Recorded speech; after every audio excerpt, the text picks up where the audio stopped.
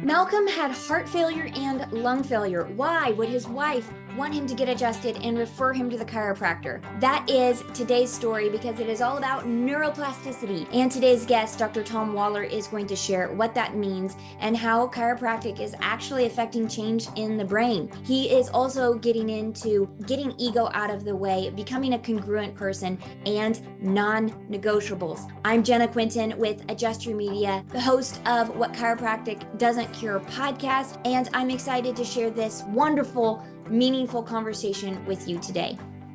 So today's guest ignites health conscious leaders. He's a multiple business owner. He coaches leaders in healthcare and health conscious businesses. Welcome, Dr. Tom Waller. Jenna, it's so great to be here, and it was so nice to meet you not long ago in Oklahoma, and to have the invite and be here now is awesome. So thank you. Thank you for taking the time. Well, it is really my privilege. I enjoyed our conversations so much that I was like, I would really love to share this with more people. So it's great to connect in person and then virtually because we are an ocean apart, but there's really no distance. So that is amazing. So today, I would love to hear a story. Who got better under chiropractic care and how was it that their body healed itself? Great question. I'm going to tell you a story about Malcolm. Cynthia was his wife's name, and she referred Malcolm to see me. She said, "Can you help my husband? He had lung failure and heart failure." So Malcolm was 63. He came to see me, and obviously when he first turned up for his appointment, he was bent over double. He had an oxygen mask on. He couldn't breathe. And he says, "Tom, can you help me?" I said, "Malcolm, I don't know, but we'll see." So I adjust the top bone in his neck, and he immediately sits up and takes a full breath of air. He goes away and comes back in the next day, exactly the same as he was the day before, bent over double, struggling to breathe. Again, an adjustment to the top of his spine, a full breath of air. And this stance went on for several weeks, and gradually Malcolm started to lift up and breathe and move better. You always knew Malcolm would pull up outside the front of my practice at the time. He had this big black 4x4 vehicle, and for some reason, he always wore this French red beret. I have no idea why. He was a proud Welshman wearing a French hat. And this door would open, this flash of red would appear. It would then disappear as he goes to the boot to take his oxygen tank, wait for 5 minutes to catch his breath before walking to the bottom of the steps at the practice, up the steps, and then taking a seat. And I distinctly remember about 3 months into care, his car pulls up outside the front, the door opens, that flash of red appears, and Malcolm walks straight to the bottom of the steps, up the steps, and into the practice. He hadn't taken one break, and his oxygen tank was still in the car. And from moving just one bone in his neck, his lung function, heart function were dramatically improving. Now, Malcolm, for some reason or another, started a course of antibiotics, and within 3 weeks ended up in the hospital. And I would go every single night to adjust him. The only people he would text at the time were his wife and myself. And I still remember the first time I grabbed his neck, and the nurses were wondering what on earth I'm doing. But to see the monitors change in front of me was just a knowing that what we're doing is having an effect.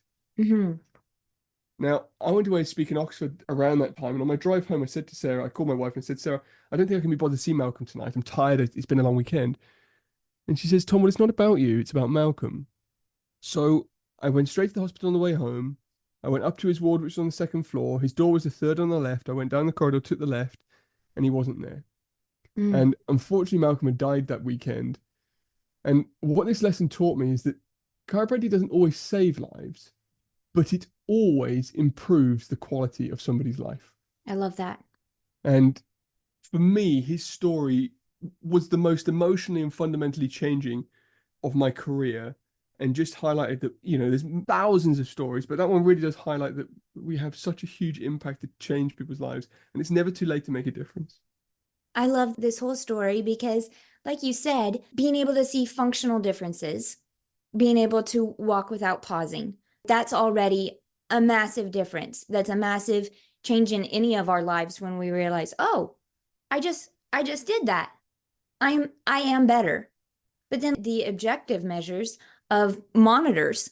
And I think sometimes when people argue about the effectiveness of chiropractic, they need to hear some of these stories where you're seeing this change in multiple facets, multiple ways, and on monitors where you see these vital functions changing based off of clearing the nervous system, based off of the brainstem being not under as much pressure, those nerves not being as irritated, That's a beautiful thing. But I appreciate so much that you share this story because it does hit home too, where like, wouldn't it be a wonderful thing if we could save everyone?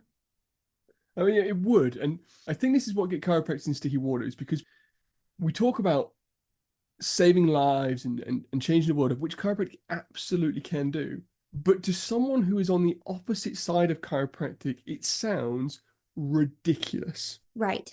And it's really about meeting those people where they're at and slowly influencing the change in their understanding and in their physical being. And I think it even goes a level deeper when the chiropractic ego comes in the room and goes, you know what, I'm going to adjust you, I'm going to save you. I'm going to change you, I'm going to save you. That's not how chiropractic works. If we really understand chiropractic, we understand there's these two forces in the world. There's these constructive and destructive forces. For simplification, anything inside a living human being or a living plant or animal, the stuff that happens inside is constructive. It builds it up and helps it live. But outside, I mean, I'm sitting here in one of the windiest days we've had this year, and the wind will start to fall. That destructive nature will come through and rip branches and leaves off, and it will start to fall. Everything that happens outside of the human body is destructive in nature. Even the clothes that you wear on your body, when you take your t-shirt off this evening, you'll find skin cells on the inside. It's been destructive. So that leads me to the point of when you take your hands and you place it upon a patient and you give a thrust, it's a destructive force every time. So you're not actually moving things into the right place to help the person. You're applying some level of force by which their body has the ability to affect and help itself. And if we understand that, then we understand that each individual has the power and the potential to be healthy, to be well. And that's the notion that chiropractors need to get behind, I believe. Yes, I love that so much. So my husband is French and often plays the devil's advocate. So that has been a helpful thing in the last 17 years for me to learn to take that opposite view. And I love that you're showing this where it's like, yes, part of that being ego getting out of the way. And I see this in marketing too, where if I just promise someone 100 leads and I'm going to save your business and I'm going to double your leads and views and things, how ridiculous that would seem, where it is, I can put this force into it. And then there is, I think with any organism, even our business organisms, there is a factor of it is going to grow from the inside out.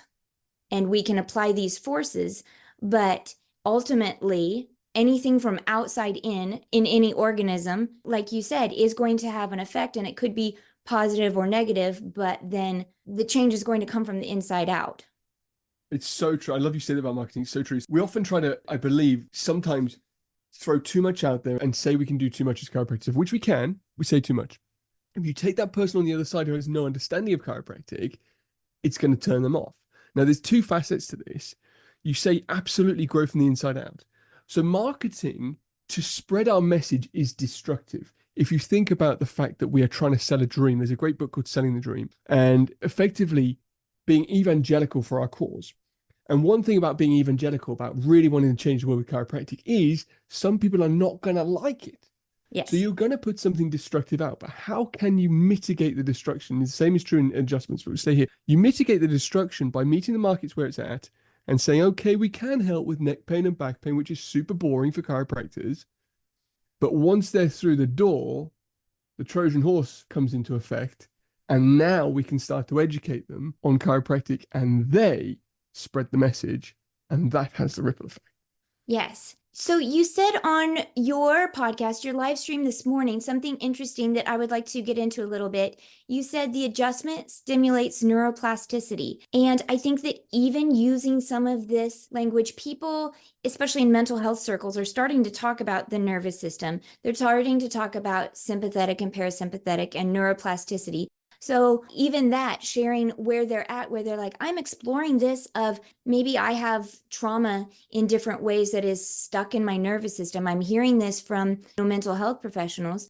Tell us exactly what you mean when you say an adjustment stimulates the neuroplasticity. Cool. So the old notion was that when we adjust a bone, we take the pressure off the nerve and that nerve can communicate and heal, right? Some elements of truth to that if you've got local irritation or inflammation build up at the area where there is subluxation. But the real effect that happens when we adjust somebody is in the brain. So when you adjust the body, you don't necessarily remove pressure from the nerve, you stimulate that pathway of the nerve, which then sends a message up to the brain. The brain then lights up because of it. And this is what changes neuroplasticity. Neuroplasticity means that the brain can change, the nervous system can change, and it can change pretty rapidly. So this message goes up to the brain, it lights up, and then the brain goes, oh yeah, I forgot I had a big toe, and sends the message right back down to the big toe to reconnect with it. And that's true for the gallbladder, the liver, the spleen, the heart, whatever you choose. You're simply reconnecting those afferent and efferent nerve fibers, those up and down nerve fibers from brain to body through stimulation of the brain via an adjustment of the spine. And that change in the brain wiring and how the nervous system works is called neuroplastic change. Well, and that comes back to your story of Malcolm and explaining how that was possible, because a lot of people are going to say that they understand back pain or neck pain, that you're adjusting the spine and they can directly correlate that. But it does sound odd if you are not coming from a place of the nervous system and neuroplasticity. It seems very odd to think that you would adjust someone when they have heart and lung failure, and how could that possibly help them to be able to take a breath? And so it comes back to this question of neuroplasticity. So true. And do you know what? We're seeing so much of it now, following the COVID vaccines. And we're seeing a lot of heart issues, a lot of myocarditis. And I've got a lot of patients who come in, they're caught in chronic sympathetic stress and they're having big heart issues. And one of the issues, there's some really great cardiologists now coming out and helping, but one of the issues with that is we stay looking at the heart and we're not looking at what's controlling the heart. And that adjustment thereof above, sort of upper cervical stuff, working on that vagus nerve, working on changing the sympathetic tone of the body is what allows the body to calm down and eventually heal itself. So although in this country, we're not allowed to say things like that, we're not allowed to advertise that we help people with that because of the Advertising Standards Agency. Like just come and look at my Google reviews and see the people in my practice, and that's where we have to market to what people understand, show them what's possible, and they'll do the rest. Yeah, so on that, what are your favorite ways to educate people, especially when there are these limits of what's controversial or what is not okay to say? I'm going to just get a soapbox out for a second. Do you mind? Yeah. The number one way we can educate people is to lead by example. And chiropractors have forgotten this. And this is going to hurt a few people. Because there are a lot of chiropractors who talk the chiropractic truth, who preach the chiropractic lifestyle, physical, chemical, emotional stress, the 3 T's, yet they live not one breath of it. And this is the elephant in the room for why a lot of people's practices are failing. Leadership is not about pushing people in a direction. It's not about forcing a message down people's throats. It's about setting an example and holding people to an account. So if you set the example that health comes from within, if you set the example that we should live a life with a reduction of thoughts, traumas, and toxins, and that we should get adjusted on a regular basis, that's the best way to educate. Following that, once you've got this person who lives and breathes that lifestyle, if you then go out and deliver the message through talk, through public speaking, Yes, that I believe is the most powerful tool and has certainly been the success of my practice and my speaking business. and it is so underrated, I think, for people. We think that, oh, we can just maybe post a quote, or we can just send out a flyer or a mailer or something. But your story, your voice, your face actually showing up, like you said, when you have that behind you, that congruency of your life behind you, even in the micro expressions, people understand that you're speaking with authority and confidence because you are a congruent person. And we can underestimate what just showing up and speaking can do, but it's such a powerful thing.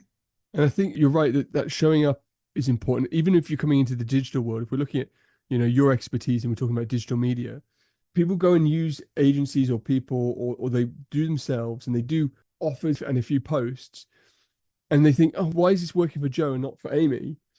And I think it's all about the consistency behind that. It's the consistency of organic nature on your social feed. Like, are you relevant? Are you up to date? Do you keep things going? So you can have an advert out, and if someone's got an advert Some may click on it straight away. Quite a few will then go and look at your page. You haven't done a normal post in like 3 weeks. They're going to think, well, you're outdated and there's not much going on here. Whereas if you've got your community engaged, you've got real life pictures of you, your people in your practice. Yes. And that's the foundation. That's the house on the rock, which will then grow a great practice, which I'm preaching to the converts because you know that. No, it is so good to have this said in various ways by different people. I had Dr. Ryan Ryder on, and he was saying this as well. And you talked about ego, and it's still that question of taking ego out of the equation, or just ego, you're going to take a back seat here. I would love for you to be a guide, a counselor. You pop in when I need you to tell me something, but you're going to take a back seat when I'm sharing and communicating, whether it's in person with nobody watching, whether it's online. I was speaking to university students, Life University students Wednesday, and one of them said, how do I tell what goes on my personal page and what goes on my professional page? And my first answer is, it's the same. How you're showing up in life should be how you're showing up on your business page. And I said, however, I do have children. And so there are things that nobody cares. Nobody cares but my grandma who wants to see pictures of the kids. So I said, is it about me and showing my beautiful 6-year-old? Or is it me making it relevant to my people and saying, moms, it's back to school season. Are you also stressed out? Continuing chiropractic care through a busy season, even when you don't have time, is important because it will help you to adapt. It'll help your children to adapt. They're going through massive changes. So it becomes that intention of, am I posting just out of ego? Look at my perfect family. Or am I posting out of helpfulness and taking the attention back off of me and back onto providing value? I love it that even in your story about Malcolm, what a wonderful spouse to be that voice that says, it's not about you tonight. I also have a wonderful spouse who tells me that, and we all need those reminders. And so it is what's on your personal page. Yes, sometimes I do have a personal account, my Jenna Quinton account, where it is just kids. It is just family things, but it is also a place where I want to be as congruent with my lifestyle, with my choices. You spoke about core values at Focus Oklahoma City. So I want my core values to be reflected, whether it's personal or business. Now I've gone on to a rabbit trail. I just want to say to your point, like, how beautiful is life when you don't have to hide anything? Yes. When you truly understand, and this is not for everybody, but if you truly understand that the Lord is watching everything that you do, you cannot hide. So you have to show up as you in every single situation that you're in. And a lot of chiropractors get burnt out, and a lot of people get burnt out. A lot of relationships fail because we start off as one way to try and impress, but that's not who we really are. So we graduate as a chiropractor, we're excited to be a doctor, and we go into the practice and we become this person who's not actually who we really are. Now, granted, if people are graduating young, we're probably still going through that phase of actually figuring out who the fuck we are until we're like 40. Yes. Excuse my French. Your husband can translate that one for you. Okay. Okay. So it does take some work. But when you really get to the point of knowing who you are and living that congruently in every facet of your life, then practice becomes a breeze. Deciding what to put on social media becomes an easy thing to do because it's just a normal thing to do. And deciding when you actually, you know what, I'm not going to post today because I'm spending the time with my family and I don't need to. That's a great place to be. It takes work, but it's when you get there, it's brilliant.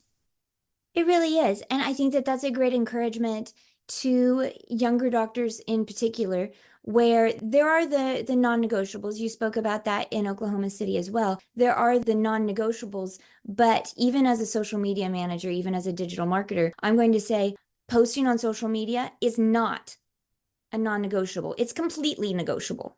There's one account where I'm seriously considering what would be congruent would be to stop posting for a little while, just things that are going on.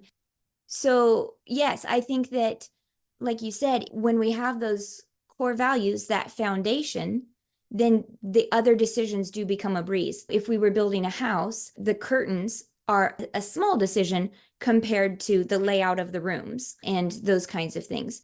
Tell us more, though, about, as you coach people and you talk often about non-negotiables. Tell us more about that and how that is important in becoming this congruent person.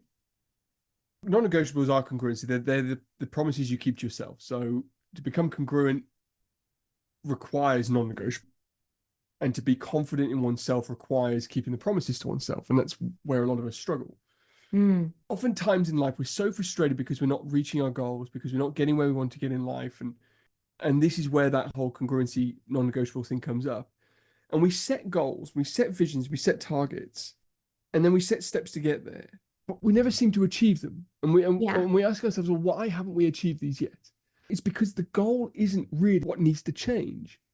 It's the standards. It's the person who needs to change. The Tom Waller who sits in front of you is not the same Tom Waller who was here 10 years ago.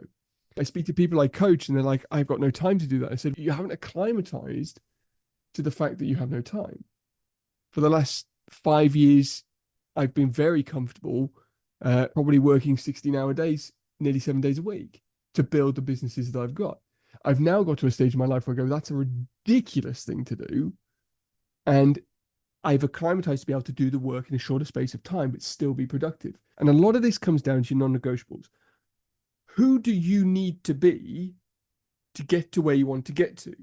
Going back to our conversation of chiropractors who are not living out the chiropractic lifestyle, you might want to have a non-negotiable in each of the 3 T's, a thought, a trauma, and toxin. You might want to choose to eat well every day. You might want to choose to move every day. And you might choose to do some meditation or gratitude every day. But non-negotiables are the, albeit small things that you say to yourself, I am going to do every day without fail. And I say to people, you've got to set these so they can happen on any day. You need to be able to do these on a day that you're going to a funeral. You need to be able to do these on the days you get married. If you're doing a long haul flight, you need to be able to do these things. So for me, my non-negotiables are prayer, exercise, and eating well every day. Now, not eating well every meal of every day, but at least 2 meals of every day if I'm traveling. I love that. I love that you are breaking it into something simple. One of our family core values is simple things done well. I love when you said that. It really is at the top of our list. There's other ones, a keystone of faith and etc. But we come back to simple things done well because it has to be something, like you said, that can be, I'm on a flight today, so I can't lift weights. I guess I won't. But your non-negotiable being so simple that it can be something that you can do every single day, wherever you are, in any mood, any weather. Because you mentioned the 3 T's, those stressors, those toxins do come at us and they just don't stop. So yeah, I love the simplicity of that.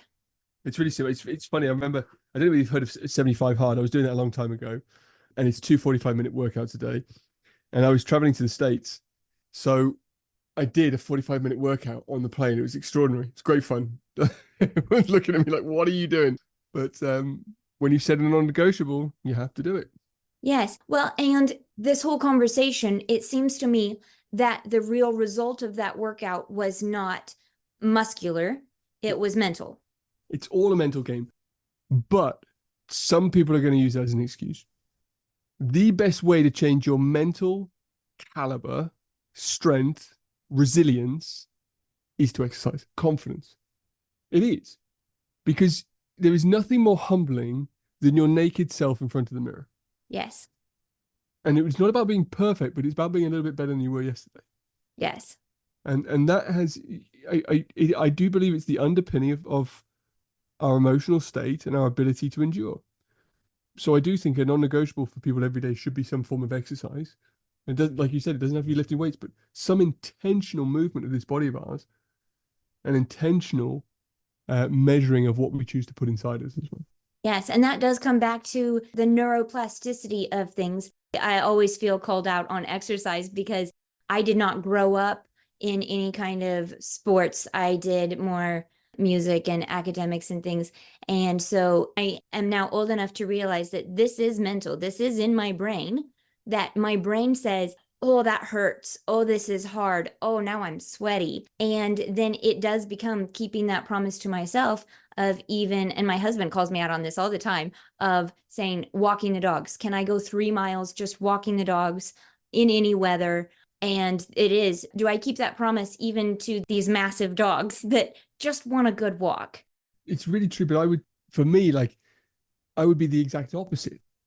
Like, I was brought up struggling academically, like really struggling. I used to do like in England, we have to study French, and I was in the bottom set for French with people who were in my school who were Chinese, and it was their fourth language. Like, I was struggling that much. And reading, I had a reading age like 6 years below what I should have been. I really struggled. But I think through my ability to endure, and I led me into a sports world, Mhm. it's translated over to the fact that if I actually just put in the Yes. hard work now, I can do it. And now my absolute passion, I'm literally surrounded by books and reading, which was something I Yes. just hated when I was younger. Which is still the neuroplasticity. My oldest really struggled with reading. It was when he turned about 13 that finally it was like he can read. He can read well. He reads for pleasure. I think chiropractic is one of the best things in the world because it works with this brain, body, spirit all together, all as a whole human, working on this neuroplasticity through the body. Like you said, exercise is through the body with the mind. And then you have to have that heart engaged. You have to have that soul and spirit engaged to be able to really affect that change, to be able to keep these non-negotiables. Hmm. Absolutely right. Well, I think that we could keep talking for a very long time, but I will wrap this up by asking what are some of the best ways that chiropractors can connect with you? And I will put all of the links in the show notes. Cool. Instagram's the easiest way for people to get hold of me, and my handle is Tom Waller UK, I think. I'll make sure I send you the right link at Tom Waller UK. Very happy to give out my mobile number, which I'll send to you, and you can put that in the show notes. And tomwaller.co.uk is my website. You can find more about me there. Wonderful.